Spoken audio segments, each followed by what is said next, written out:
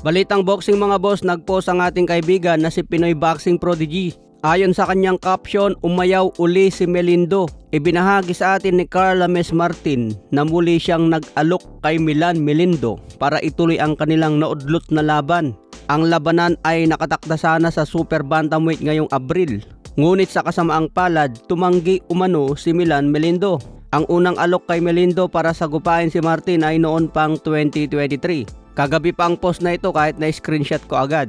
Pero hindi ko ginawan mga boss dahil parang hindi ako naniniwala na umayaw si Melindo. Pero ngayon lang nagpost na ulit si Pinoy Boxing Prodigy. Ang caption naman niya, bukas si Milan Melindo sa laban. Ayon sa panayam natin sa dating world champion na si Milan Melindo, bagamat hindi niya itinatanggi na may naging offer noong 2023 para labanan si Carl James Martin, wala umano siyang direktang natanggap na panibagong alok ngayong taon. Taliwas sa impormasyong ibinahagi mismo ni Martin sa atin. Nilinaw din ni Milan Melindo na isa na siyang freelance boxer. Hindi man siya aktibong lumalaban, patuloy pa rin siya sa pag-aaral upang lalo pang pag-usayan ang kanyang kaalaman sa boxing. Bukas din umano siya sa laban kontra Wonderboy kung muling magbibigay ng official na offer ang kampo nito.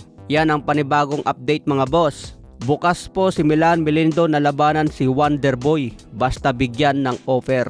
Magandang salpukan ito sa Pilipinas mga boss, kaya abangan natin, sana matuloy. Samantala may bagong post ulit si Pinoy Boxing Prodigy. Sabi niya gusto nang magkalaman. Ayon kay Carl James Martin, handa umano siyang harapin ang sinumang itapat sa kanya ng kampo, pati na si General Casimero, ang itinuturing na angas ng Pinas.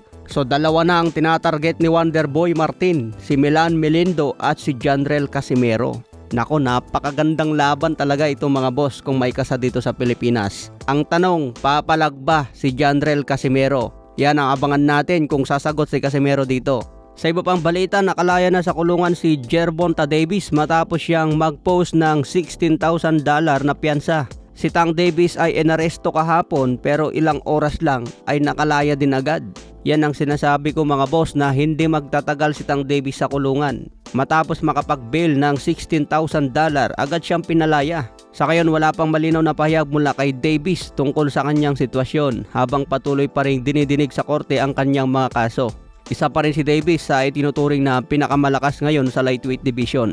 Marami pang mabibigat na laban para kay Tank Davis. Pero sabi naman ng kanyang abogado, piniperahan lang daw si Tank Davis. Kaya panay kaso ng mga babae sa kanya. Hindi naman daw literal na binugbog ni Davis ang dati niyang kasintahan. Kumbaga nagkaroon lang ng away na normal na ginagawa ng magsyota. Pero dahil nga mayaman si Davis, gusto nilang perahan.